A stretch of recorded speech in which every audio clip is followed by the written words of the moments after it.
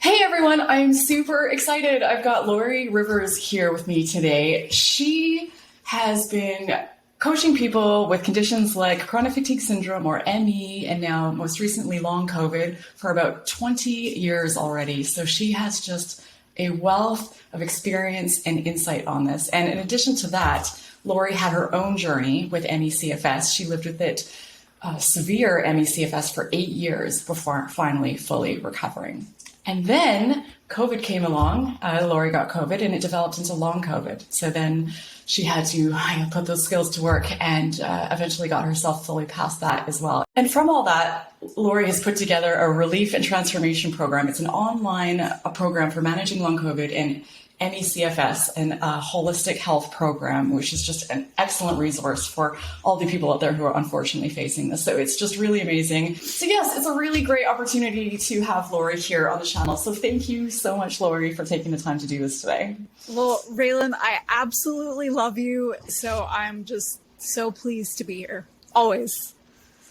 So our topic for today, our focus is going to be managing conditions like ME/CFS and long COVID through the holidays, because we all know, even when healthy, this can be an especially trying time of year, health-wise, stress-wise, and so forth. So it's really important when you're facing a chronic health condition to have some tools in your toolkit and some things to help you navigate it so that you can continue on your recovery journey and not set yourself back. But just before we dive into that, for people who aren't aware of Lorrie's story, Lorrie, could you just tell us briefly a bit about your health journey? Sure. So I developed ME/CFS when I was in my 20s. While I was working on a film set, actually was specifically the moment when something was very wrong. I basically had to be taken away from the film set in an ambulance, and they told me at the hospital that I was just dehydrated. 8 years later, I was not just dehydrated. So, and the time during which I was ill, the internet was still really new. So I just didn't have access to information. I did finally get an ME/CFS diagnosis, but nobody told me anything about pacing or anything about any of that. So, that's why I'm so passionate about getting this information out there to people, because I really think, and I think you can probably speak to this as well, I really think that the sooner you can start using these strategies, that it will most likely reduce the amount of time that you're sick. So that's my story.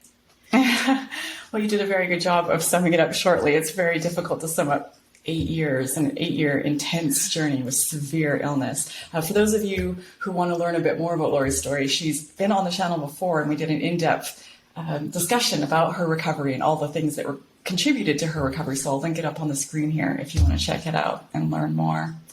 But yeah, your point is a good one. And I think so many of us who face these sorts of conditions, and we have such an energy deficit, such a limited amount of energy, and it's so energy intensive to have to all of a sudden become a health expert and start doing all this research. And it just seems like there are millions of us out there kind of trying to, find their way and reinvent the wheel. So the more we can keep putting this stuff out there so it's easier for people to find and access, I think the better. All right, so with your long journey with this, you are no stranger to facing the holidays unwell. So what was that like for you? It sucked, honestly, Raelan. I mean, I know you experienced this too. I didn't know that I needed to pace myself. All I knew was that it felt horrible to try to be around even just my family for a while. Like, everything hurt, people laughing and having fun just made me angry. I was angry for those first several years, definitely. And then also there's a lot of, I think, shame and guilt that comes along with it too, because I felt guilty that I felt angry and that I was jealous of, my friends and family who were out having fun when I couldn't, and when it hurt so badly to, just to be around more than one person. at a time. So yeah, it was tough. And then, friends are in town that you haven't seen for a while. And at that point, Facebook didn't even exist, but there were other social platforms around. And so I would see, that my friends were in town. And was it with like a chisel and a stone, or how did you do it? Yeah, exactly. I'm talking like I wasn't doing the same thing. Right, yeah. And then a dove would, like a bird would carry the stone over. The carrier pigeon, yeah. It was tough times. Yeah. And there was a lot of, it's not fair. And then when I did actually make myself go to, say, a family gathering, I didn't know to take rests or to limit my amount of time. I had gotten my diet down pretty well about 3 years into it. But even then, watching other people eat dressing and cake and whatever, it was like, I find it too is also a time when you're faced with having to explain to people a lot about your life and your condition. And even if they already know, people are asking for updates and they want to know if you're doing better. And I find that I always want to give them the answer that they want. But even if I wasn't getting better. So is that something you found as well? I think that I just gave up trying to explain it to friends, unless they were really close friends. And even with like extended family, I was like, I'm sick, to aunts and uncles and cousins. It was just, I'm sick. It wasn't like, here's the whole story, because I just didn't want to get into it. Well, I was just going to say, frankly, at that point, because I really didn't grasp the gravity of ME/CFS, I didn't understand how serious the condition was. I mean, I felt it, but I think I didn't feel like I had the right isn't quite the right way to describe it, but I just didn't feel like it was legitimate, So trying to explain something that I didn't feel was quite legitimate in the severity of it to somebody else was, that didn't feel good. Yeah, I found I would grasp onto the obscure parts of the illness because I felt like people would get that more. Like I was always trying to legitimize it. Like, oh, they found some virus, whatever virus it might be in my body. So we're thinking it's that, or it's looking like a chronic Lyme disease infection. Or like I was always trying to give them something tangible that made it seem real. Yeah. I also find too, though, that the more time that went on, because my journey like yours was quite long, people, their questions got really short. Like I think they got used to things weren't getting better and they didn't even know what to ask. So in a way, it got easier.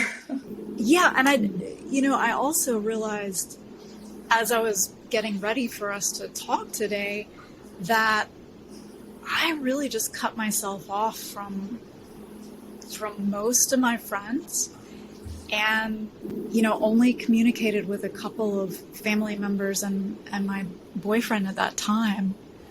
So there weren't a whole lot of people reaching out and asking questions, which I think was easier probably in the long run. So I'm curious, first, what were the hardest parts of the holidays for you?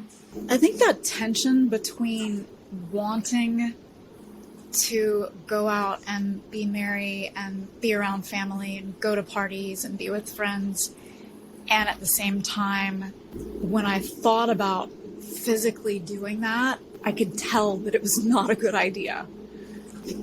Everything in me just kind of closed up and went, no.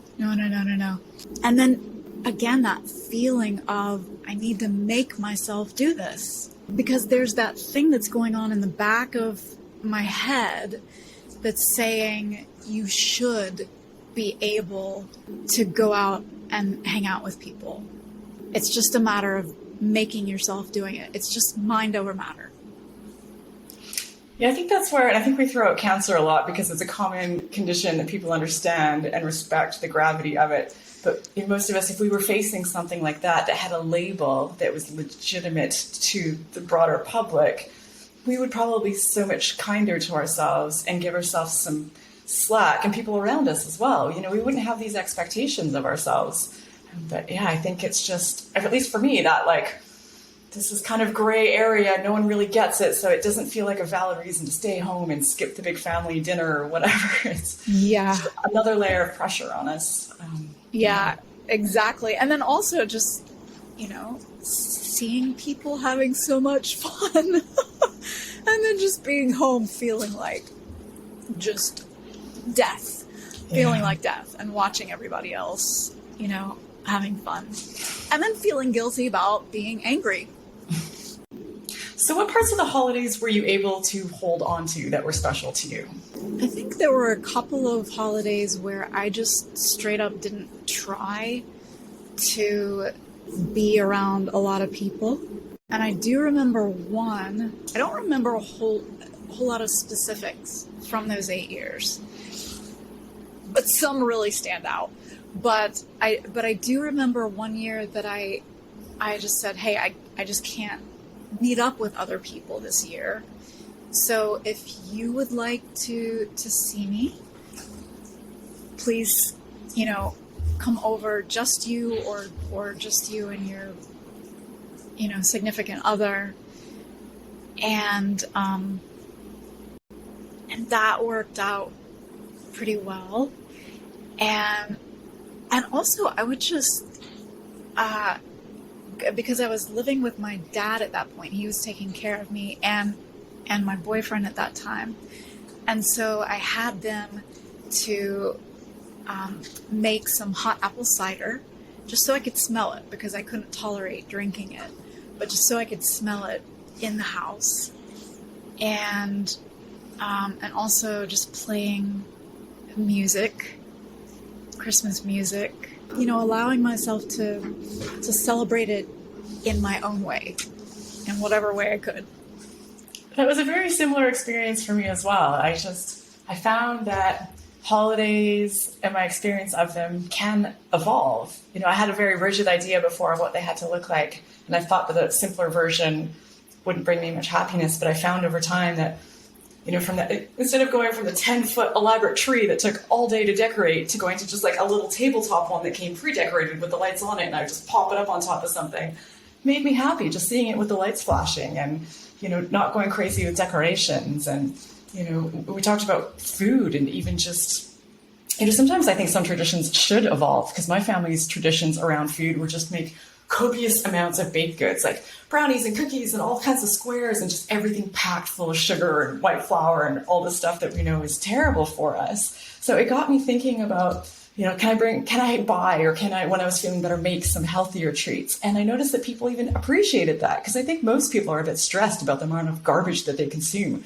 over the holidays. So, you know, I think sometimes it's okay for us to change things. Maybe things don't need to be so over the top. Maybe they don't need to be so unhealthy. I know it's tough because there's a lot of sacrifice there, but, you know, there can be some good that comes of it. I love that, Raelan. I love that idea of holidays evolving the way that we celebrate them. That's beautiful. Yeah, it's I found it also took a lot less. Some years were tough for sure. It depended kind of what stage of my illness I was in, but it took a lot less for me to get enjoyment out of things than I thought. You know, I thought I needed the 10 big Rubbermaid containers of, you know, Christmas decorations, because I grew up Catholic, so Christmas was, you know, our holiday. But, you know, whatever holiday you celebrate, you know, I think sometimes they build and build over the years, and it feels like it has to be that big. But just some little things, just holding on to some really simple routines and traditions, you know, and aspects of it. It helps. It helps a lot. Yeah. And I was like, I'm still good. I'm still happy. I didn't need the 10-foot tree. Yes. So did you get any, I imagine you did over the years, any sort of like energy saving hacks, or how did you build ways to manage the holidays? Yeah, well, one of the big things, because, you know, like I said, I knew which type of diet worked for me and was the most supportive. I did still occasionally slip up and, you know, eat things that I shouldn't have. I was actually, luckily with alcohol though, I couldn't even if I just smelled it, my whole body would just like melt in a bad way. So luckily I didn't have a problem with that. But what I found, especially with the food, was that I would remind myself that this is a long-term goal. You know, so anytime I would have that urge to grab a cookie or take a little piece of chocolate off the cake or whatever, I would just go, okay, hold on just a second. This has the potential to set back my recovery and to make me feel horrible for several days or a week or, you know, however long. So that was the main thing with the food that I found was helpful. As far as the pacing stuff, I really never had a real pacing strategy until after I was well. But what I did recognize was that I needed to be social in small chunks. So I had this little timer that vibrated. It was called a motivator. I don't think they even make them anymore. But I would set it for a certain amount of time and clip it onto my, you know, pants or whatever. And when it went off, I would either say, so this is pacing actually, but I would either say, I need to go and, you know, rest, and I would go and rest, or, you know, it's time to go. And so those are things that I still teach today, you know, iterations of that are really important. And, you know, like you said, to kind of change your expectation and change your mindset about what holidays are. You know, what's the most important part of the holidays to you?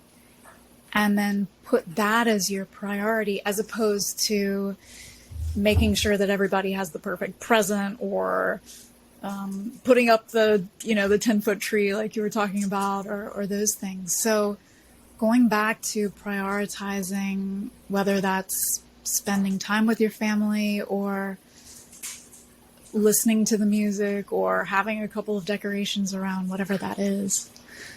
Yeah. Well, overall, I'm just always so impressed and appreciative of all the different strategies you have for managing things like this. So do you just have some overall tips on how to navigate the holiday season without doing damage to yourself and your health? Yeah, definitely. I actually created a downloadable PDF. It's free, all that good stuff. And it's called 4 Steps for a Crash-Free Holiday Season. So I take you step by step through how to plan your holiday season and any special events that you might be going to, or, you know, decorating or whatever, anything that's out of the ordinary for you. And what I've come to recognize and teach and share is that the more preparation you do, and the more you have everything planned out for yourself, the better it's going to go, right? So you want to make sure that if you are going to go to a family gathering, that you take some time, like 1 or 2 days beforehand, to rest, to just rest.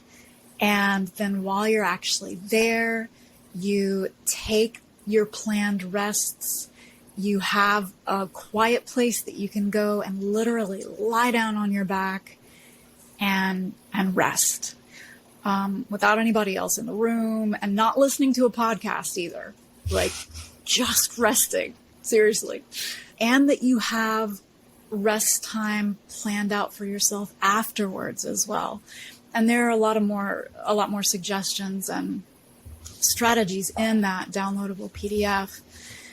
And we don't know everything that's going to happen or not happen, but the more that we can plan for things like this and have everything set out, the easier it's going to be, and the less likely we are to overdo it and to crash. Yeah, that makes a lot of sense. And that is excellent that you have this available for people. Thank you for that, Lorrie. And we will have that linked in the video description. So just expand that below and you will be able to get that for free. So thank you so much for sharing that. Well, I know that generally you have a lot of support available for people facing these types of conditions. So as we wrap up here, I'd love to know, or for people watching to know a bit more about how people can learn more, what you have available, and so forth. Yeah, definitely get on my email list. And that'll happen actually when you do sign up for that free PDF. I offer free workshops all the time and actually have a new session of my Relief and Transformation course opening up just before the big US holidays. And I think a lot of, holidays for a lot of people as well, because holidays can be so difficult to navigate. I really find that being in that online course is so helpful because you have that support. We actually meet in person over Zoom once a week. It's a 6-week program. And so you have this wonderful community that you're a part of. We all uplift each other, support each other, and you're going to have one of the best things. There's so many great things about the Relief and Transformation course, but it's a step-by-step. It's like having a roadmap to get on the road to recovery. It's all the things that I wish that I'd known when I was sick that first time around. And we go through it step by step so that this can help carry you through the holidays, and so that you are a part of a community who really understands you around, especially around the holidays. And I know that for my students who have already been through the course, that is just invaluable, and that maybe they thought they knew what pacing was before. It's a whole new thing. We also go through nutrition, we go through mindset, we do some energy healing. We're coming at this from all sides, and just really good results with so many people, and a relatively short amount of time. When you think about this illness in terms of Raelan for 10 years and me for basically 8 years and other people for, decades, 6 weeks or a year is, not a whole bunch of time in the grand scheme of things. No, definitely not. And wow, what I would have given to have a Lorrie available when I was working on recovering. I just can't even imagine how amazing that would have been. I just felt so alone and so lost in trying to figure this all out by myself. And it seemed like nobody really got it. So I just love that you were doing this and you're putting to use all this, 20 years of your own experience and coaching other people. I mean, that's a lot of knowledge and a lot of insight. And I think it's just really an incredible thing that you're putting it out there for people. So of course, that will all be in the video description as well if people want to take a look and learn a bit more. Is there places on social media people can find you as well? I know the answer, but I want you to tell them. Do you? Yeah, you can find me on YouTube. You can find me on Instagram and Facebook. And yeah, and if you have questions, please do reach out to me and ask. I really, that's one of my favorite things about doing this is interacting with you. So, whether it's DMing me over Insta or leaving a comment, with YouTube videos, or if you want to just email me, go for it.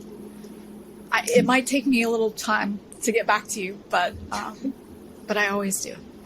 Amazing. That's incredible. I'm sure people will appreciate that. And of course, that will all be linked in the video description as well. So I highly encourage you to take a look and at minimum, click on her Instagram and her website, her YouTube channel as well. There's some really great stuff there. I know you won't regret it. I really love seeing your stuff come up in my feed. You put out such helpful information. So yeah, thank you so much for taking the time to do this today, Lorrie. I really appreciate you sharing this. It's such a tough time of year, such a challenging time of year for so many people. So anything we can get out there to make it go a little bit smoother, I think it's a really incredible thing.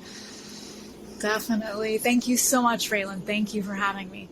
Yeah, and for people watching, I know that Lorrie will be happy to answer your questions in the video comments as well. So looking forward to your thoughts. And what would be especially helpful for people watching to share is, what are your strategies for managing the holidays? Because all of us in this community, we are such a wealth of expertise.